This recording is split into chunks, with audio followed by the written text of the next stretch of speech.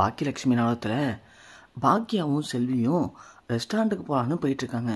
அப்போது செல்வி சொல்கிறாங்க, அக்கா நடக்கிறதெல்லாம் பார்த்தா எனக்கு என்னமோ உங்கள் மாமியார் உன்னையும் அந்த கோபியையும் சேர்த்து வைக்க ட்ரை பண்ணுறாங்கன்னு நினைக்கிறேன்க்கா அப்படின்னு சொல்ல, பாக்கியா ஒன்று, செல்வி இங்கே பாரு என்ன பேசிகிட்டு இருக்க நீன்னு அப்படின்னு பாக்கியா கேட்க, செல்வி ஒன்று, என்னக்கா நீ ஏன் மேலே கோவப்படுற, பாத்தியா கோபி சார் தண்ணி கேட்ட ஒன்று உங்கள் மாமியார் தூங்குன மாதிரி நடித்தாங்க. நீ போனதுக்கப்புறமா ஏஞ்சி வந்து நீங்கள் 2 பேரும் என்ன பண்ணுறீங்கன்னு பார்த்துட்டு இருந்தாங்க. என்ன பார்த்த உடனே அந்த கபோர்டு துடைக்கிற மாதிரி நடிக்க ஆரம்பிச்சிட்டாங்க. அது மட்டும் இல்லைக்கா, அவங்க அடிக்கடி உன்னை பற்றி தான் கோபி சார்கிட்ட பெருமையாக பேசிக்கிறாங்க.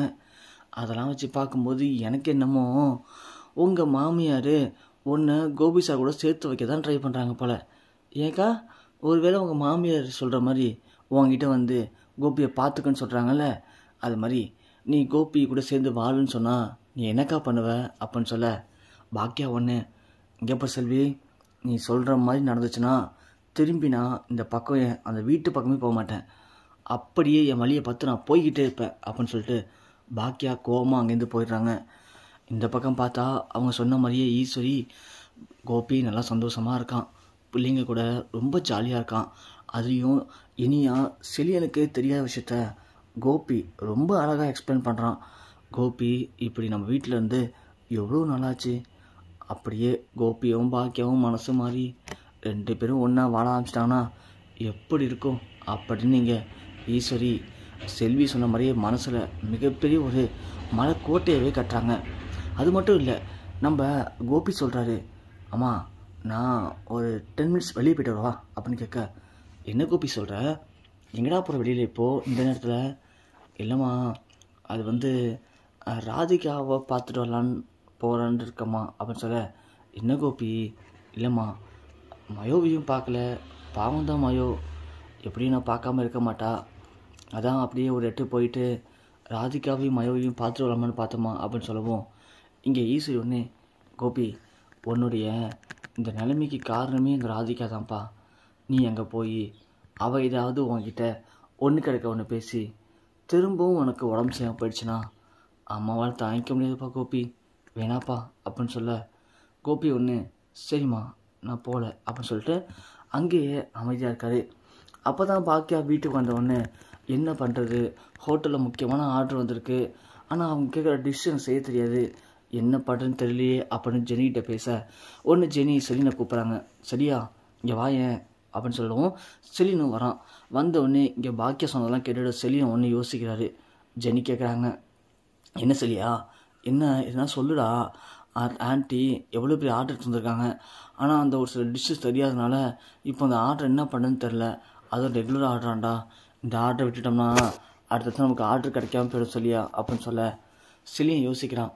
அந்த பக்கம் இதை கேட்டு கோபி தண்ணி குடிக்க மாதிரி வராரு. வந்துட்டு தண்ணியை குடிச்சிட்டு, செலியா இங்கே வரப்பா, ஒரு ஆர்டருக்காக ஒரு சில டிஷ்ஷுக்காக நம்ம ஆர்டரை விடக்கூடாது, அதுக்காக ஒரே நாளில் உட்காந்து நம்ம வீடியோ பார்த்து அதை கண்டுபிடிச்சி கற்றுக்கிட்டு சர்வ் பண்ணுறது அப்படிங்கிறது அவ்வளோ ஈஸியும் இல்லை, அதுக்கு டைமு வேஸ்ட்டு. அதனால் நாம் எப்படியும் அந்த ஆர்டர் எடுக்கணும் அப்படின்னா அந்த மாதிரி டிஷ்ஷு செய்கிற ஒரு குக்கை நம்ம ஒரு நாள் சம்பளத்துக்கு வேலைக்கு வச்சு அந்த குக்கு மூலமாக அதை சமைச்சு நாம் சர்வ் பண்ணிடலாம், அந்த குக்கோட கான்ட்ராக்ட் நமக்கு கிடச்சிரும். அது மாதிரி அந்த டிஷ்ஷில் நல்லாவே நமக்கு போச்சுன்னா அடுத்தடுத்து அந்த மாதிரி குக்கை ஒருத்தவங்கள வேலைக்கே வச்சுக்கலாம், வெரி சிம்பிள் சரியா அப்படின்னு சொல்லிட்டு கோபி போகிறாரு. உடனே ஜெனி, ஆண்டி அங்கிள்கிட்ட நம்ம கேட்கல, ஆனால் அங்கிள் வந்து சொன்ன ஐடியாவும் கரெக்ட் தானே ஆண்டி அப்படின்னு சொல்ல, ஆமாம் ஜெனி கரெக்ட் தான், அப்படின்னாம்மா டேடி சொன்ன மாதிரி பண்ணிவிடுங்க அப்படின்னு சொல்லிட்டு செலினும் அங்கேருந்து போயிடுறான். போனதும் இங்கே கோபி சொல்கிறாரு ஈஸ்வரிட்ட, அம்மா எனக்கு உடம்புல ஒரு மாதிரி டயர்டாக இருக்குமா, நான் பார்க்குக்கு போயிட்டு வரவா அப்படின்னு கேட்குறாங்க. சரிப்பா அப்படின்னு சொல்லிட்டு செலினும் கோபியை காலையிலேயே பார்க் அழைச்சிட்டு போகிறாங்க. கோபி பார்க்குக்கு போகிறதுக்கான காரணமே, முதல் நாள் நம்ம ஈஸ்வரி சொன்னாங்க இல்லையா, பாக்கியா 6 மணிக்கு எஞ்சிருப்பா, 7 மணி வரையும் பார்க்குக்கு போவா, அதுக்கப்புறம் தான் சமைப்பான்னு சொல்லிட்டு, அதனால் நாம் பார்க்குக்கு போனால் கண்டிப்பாக பார்க்கில் ப்ரைவசியாக பாக்கியாட்ட பேசி மன்னிப்பு கேட்க முடியும் அப்படின்னு முடிவு பண்ண கோபி அதுக்காக தான் பார்க்குக்கே போகிறாரு. செலியனும் கோபியை பார்க்கில் கொண்டு விட்டுட்டு அவர் வீட்டுக்கு வந்துடுறாரு. இங்கே பார்க்கில் பாக்கியா நடந்துட்டுருக்காங்க. அதை நம்ம கோபி பார்த்துட்டு அவரும் நடக்கிறாரு. பாக்கியா ஒரு கடத்தில் நடந்து முடிஞ்சு வந்து ஒரு பெஞ்சில் உட்காடுறாங்க. அப்போது கோபியும் அதே மாதிரி வந்து அந்த பெஞ்சில் உட்காராரு. உட்காந்ததும் பாக்கியா கோபியை பார்க்குறாங்க. பார்த்ததும் கோபி, பாக்கியா, நான் உன்னை இப்போ தான் பாக்கியா புதுசாக பார்க்குற மாதிரி பார்க்குறேன். உனக்குள்ளே இவ்வளோ திறமை இருக்குது. நான் உன்னை தப்பாக பிடிச்சிட்டேன் பாக்கியா. நீ பிஸ்னஸ் பண்ண தெரியாது, படிக்காதவ, உனக்கு எந்த நாலேஜும் இல்லை, திறமை இல்லைன்னு நினச்சேன். ஆனால் நான் பண்ணது எவ்வளோ பெரிய முட்டாள்தானு இன்றைக்கி தான் புரிஞ்சுக்கிட்டேன். பாக்கியாக்குள்ளே இப்படிப்பட்ட ஒரு திறமை இருக்குங்கிறத எனக்கு தெரியாமல் போச்சு பாக்கியா அப்படின்னு சொல்ல, ஏன் தெரிஞ்சிருந்தா என்ன பண்ணியிருப்பீங்க அப்படின்னு கேட்குறாங்க கோபியை பார்த்து. இல்லை பாக்கியா, தெரிஞ்சிருந்துருக்கலாம் முன்னாடியே. ஏங்க தெரிஞ்சிருந்தா உன்னை விட்டுட்டு போயிருக்க மாட்டேன் பாக்கியா அப்படின்னு சொல்ல, பாக்கியா ஒன்று, என்ன கோபி பேசுகிறீங்க, என்ன இதெல்லாம்? இங்கே பாருங்க கோபி, உங்களுக்கு வேற ஒரு குடும்பம் இருக்குது, வேற ஒரு ஃபேமிலி இருக்குது.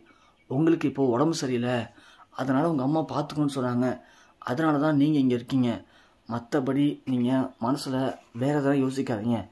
நீங்களோ அத்தையும் நினைக்கிற எதுவுமே நடக்காது, புரியுதா அப்படின்னு சொல்லிவிட்டு பாக்கியா அங்கேருந்து எழுந்துச்சி போயிடுறாங்க. கோபி அப்படியே பாக்கியா பேசுனதெல்லாம் பார்த்துட்டு அப்படியே உட்காந்துருக்காரு. அப்பன்னு பார்த்து ராதிகா வராங்க. ராதிகா இங்கே கோபி பேசுன எல்லாத்தையும் காது வாங்கியிருக்காங்க. வாங்கிட்டு இங்கே வந்து கோபி அப்படின்னு சொல்ல, ராதிகா வா ராதிகா உட்காரு அப்படின்னு சொல்லவும், ஏன் கோபி வீட்டில் இருக்கிற பாக்கியா கிட்ட தனியாக பேசணுன்னு இவ்வளோ தூரம் பார்க்கில் வந்து பேசுகிறீங்க, ஆனால் பக்கத்து வீட்டில் இருக்க என்னையோ மயோயோ பார்க்கணும் உங்களுக்கு தோணலையா கோபி அப்படின்னு கேட்க, இல்லை ராதிகா, அது வந்து ஏன் ராதிகா பாக்கியாவை பார்த்தியா எந்த அளவுக்கு இருக்கான்னு சொல்லிட்டு நானே பாக்கியா இப்படிலாம் இருப்பான்னு யோசிக்கல Radhika. Baakiya such a very talent girl Radhika. நான் கூட வந்து பார்த்துட்ருக்கேன். பாக்கியா என்னம்மா இருக்கா, என்னாலே நம்ப முடியல. நானே பெரிய பிஸ்னஸ்மேன் நினப்பேன், ஆனால் பாக்கியா என்னை தாண்டி ரொம்ப ஆக்டிவாக ரொம்ப டேலண்டாக இருக்கா. பார்க்கும்போது அவ்வளோ ஆச்சரியமாக இருக்குது அப்படின்னு சொல்லவும், அதான் கேட்டேன் கோபி, இதெல்லாம் முடி தெரிஞ்சிருந்தா உன்னை விட்டு போயிருக்க மாட்டேன், நீ சொன்னது எல்லாத்தையுமே கேட்டேன் கோபி அப்படின்னு இங்கே ராதிகா சொல்ல, அது விடு ராதிகா அப்படின்னு சொல்ல, நான் தான் விட்டுட்டேனே கோபி, எல்லாத்தையுமே விட்டுட்டேன் நான் அப்படின்னு ராதிகா சொல்கிறாங்க. சரி ராதிகா நான் கிளம்புறேன் அப்படின்னு சொல்லுவோம்.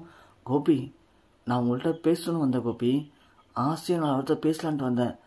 ஆனால் நீங்கள் பாக்கியாவை பற்றி பேசிட்டு நீங்கள் பாட்டு கிளம்புன்னு சொன்னால் எப்படி கோபி அப்படின்னு சொல்ல, இல்லை ராதிகா, அங்கே பார் செல்லியும் கூப்பிட்டுருக்கான், அவனுக்கு வேலைக்கு டைம் ஆயிடுச்சு பாரு, நான் கிளம்புறேன் ராதிகா, அப்போ நான் பார்க்கலாம் அப்படின்னு சொல்லிட்டு கோபி இங்கேருந்து கிளம்பிடுறாரு.